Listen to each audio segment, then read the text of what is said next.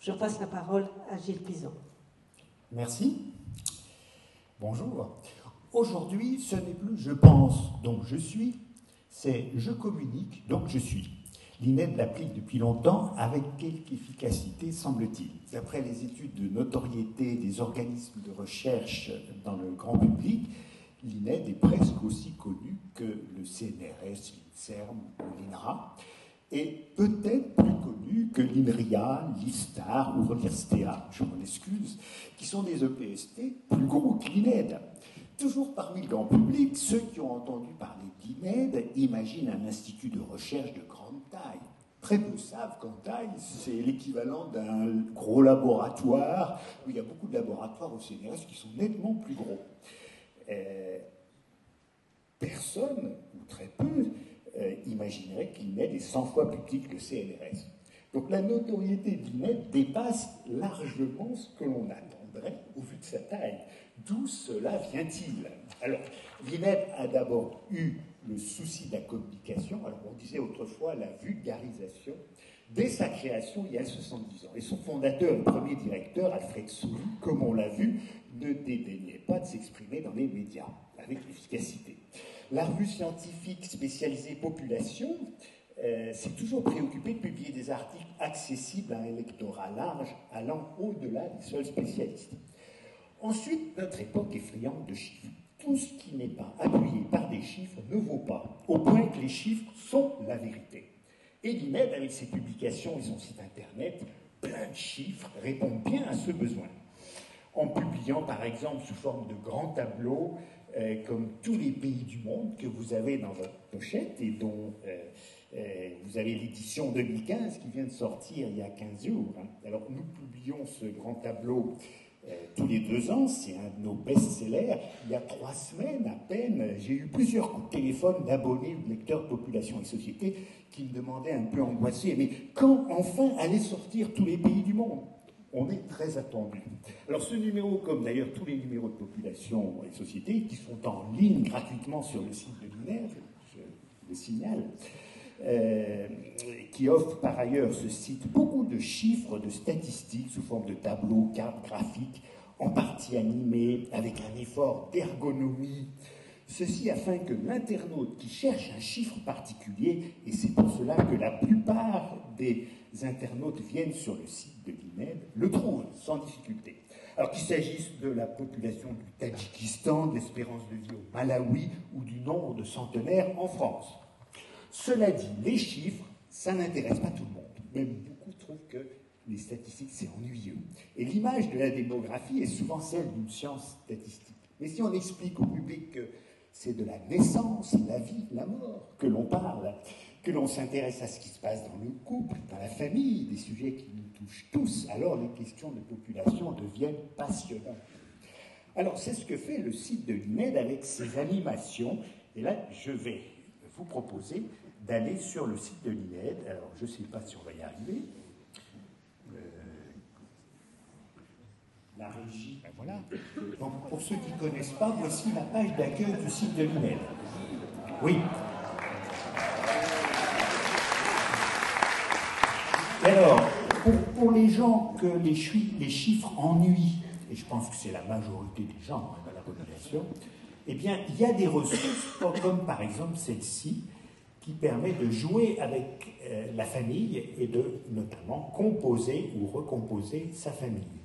Alors, on n'a pas le temps de jouer ce matin, mais je vous recommande d'aller voir cela. Il y a un autre obstacle avec tous ces chiffres, c'est la difficulté pour chacun de se retrouver dans la multitude, de repérer sa place dans la population. Et un moyen de sortir de ces statistiques anonymes, c'est de fournir des informations personnalisées en relation avec la situation de chacun, son âge, son sexe. C'est aussi ce que fait le site de l'INED avec l'animation « La population et moi », que vous connaissez peut-être pour certains. Voilà. Alors, ma collègue Elena Ambrosetti, qui va s'exprimer après moi, m'a dit en confidence que Elle avait 39 ans. Alors, Elena, veux-tu savoir combien il y avait de personnes sur Terre quand tu es née il y a 39 ans? Eh bien, allons voir ça. Alors, attention, surprise, il y avait 4 milliards et quelques d'habitants sur Terre. On est 7 milliards 300 millions, d'après les Nations Unies, donc la population a augmenté de 76% depuis que tu es né. Bon, ça te fait ni chaud ni froid. Mais c'est quand même plus parlant que si je te disais que la population mondiale a augmenté de 1,5% en moyenne depuis 39 ans. Autre peut-être information, mais qui ne va pas te réjouir. Alors, excusez-moi, sais-tu où tu te trouves dans la population? Où est-ce que tu es? Eh bien, tu es là. Et regarde, tu fais partie de la minorité de 36% de la planète la plus âgée. Donc, les 2 tiers de l'humanité sont plus jeunes que toi. Alors, ça ne veut pas dire que tu es âgé, hein. Ça veut dire que la population mondiale est jeune. Rassure-toi, encore de bonnes années. Bon, je ne vais pas aller plus loin, on n'a pas le temps de s'amuser, mais c'est ça la démographie aussi, c'est ça que nous expliquons aux gens. Alors, un de nos supports de communication, c'est le bulletin mensuel Population et Société, dont vous avez déjà vu quelques couvertures, qui est connu à l'INED sous le nom de Pop et Soc. Donc chaque numéro traite d'une question particulière touchant à la population. Il est rédigé par un chercheur ou un groupe de chercheurs qui en sont les spécialistes. Il offre à la fois une synthèse des connaissances et les résultats des recherches les plus récentes sur les sujets. Peut-être un mot sur son origine. Le premier numéro du bulletin a été publié il y a près de 50 ans, en mars 68, pas en mai, en mars, 2 mois avant. Et cette formule donc, a été créée par Pierre Longone, de Population et Société. Il faut savoir que Pierre Longone, il s'occupait auparavant de la rédaction du bulletin mensuel du Comte de Paris, qui commentait l'actualité politique, économique et sociale à destination des parlementaires et élus locaux, des journalistes, des dirigeants d'entreprise et des aristocrates. Alors je reprends le texte, l'article d'un blog de Michel-Louis Lévy, qui a été rédacteur en chef de Population et Société longtemps avant moi. Alors Pierre Longone donc, quitte le Comte de Paris en 68 pour être recruté comme chef du service des éditions de l'INED, et il apporte avec lui la formule du bulletin mensuel du Comte de Paris, sa secrétaire et le fichier des abonnés. Et c'est comme ça que Population et Société a commencé. Alors le bulletin, donc il y a près de 50 ans, a toujours eu un grand succès et il a servi de modèle à beaucoup de bulletins en France et à l'étranger. Alors, normalement, j'avais prévu sur le PowerPoint de montrer les clones de Population et Société à l'étranger.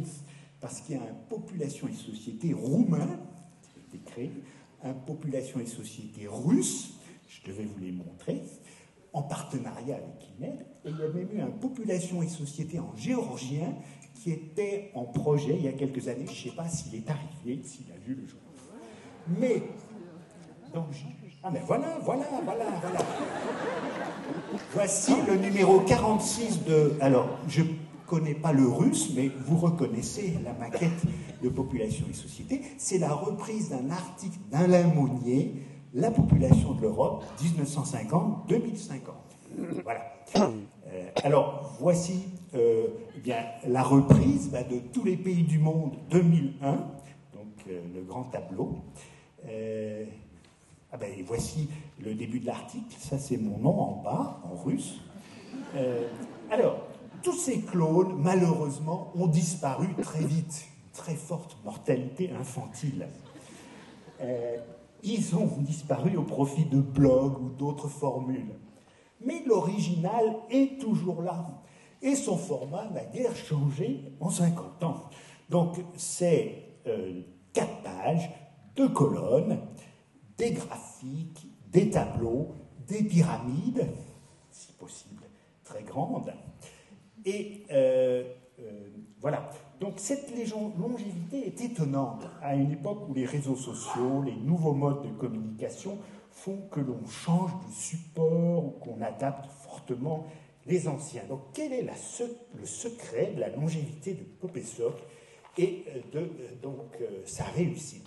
La recette, tous les rédacteurs en chef la connaissent un petit peu, donc des articles solides, scientifiquement, rédigés par de bons auteurs, examinés et validés par un comité de rédaction vigilant, relus et révisés par une équipe de rédaction qui n'hésite pas à réécrire totalement les articles si besoin, une mise en page de qualité par un maquettiste et une promotion efficace par la communication. Mais ce n'est pas tout.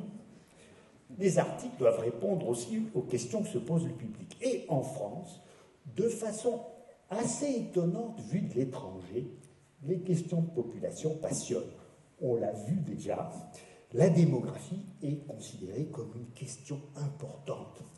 Ça ne va pas de soi dans les autres pays, c'est une originalité française. Et c'est sans doute l'une des raisons qui explique que Population et Société est toujours là 50 ans après sa création et que l'INED aussi 70 ans après la sienne. Cela dit, la rédaction ne traite pas que des questions qui collent à celle du public. Hein. On traite des sujets très variés. Alors là, j'ai copié la page d'accueil de Population et Société hier. Donc le dernier numéro, c'était le 525. Il y en a un qui est paru dans la nuit, que vous avez sans doute dans vos pochettes, mais il n'était pas hier soir dans la liste. Et au vu des thèmes, vous voyez que ça couvre des questions très très larges.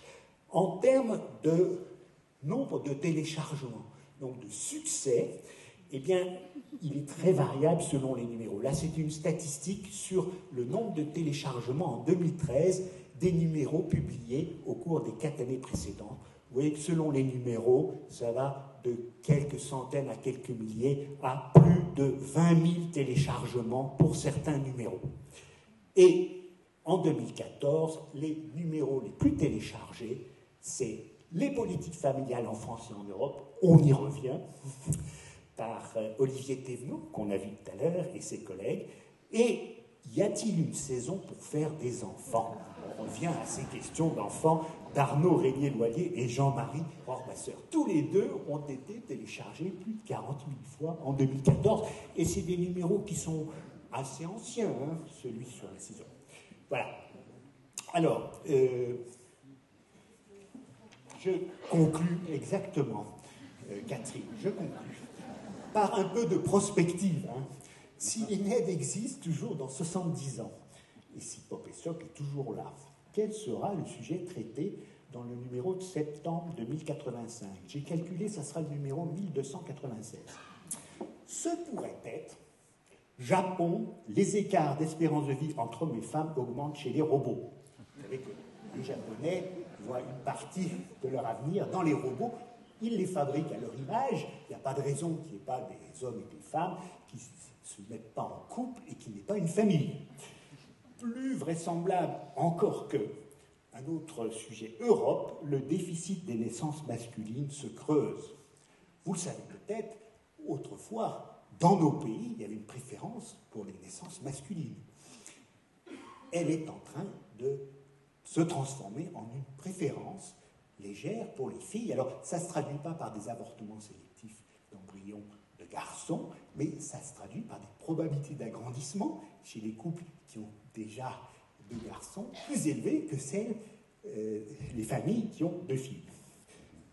Plus vraisemblable, si on se fie aux projections démographiques d'aujourd'hui, ça pourrait être Nigeria. Le dernier recensement révèle que la population a franchi le seuil de 600 millions d'habitants.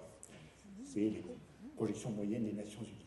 Ou France, l'espérance de vie atteint 92 ans. C'est les projections de Valin et Mélé. Mais je pense que ça ne sera encore un autre sujet. Il y a près de 50 ans, peu après la création de Popessoc, en mai 68, certains, beaucoup, discutaient du couple et de la famille, annonçant leur fin prochaine.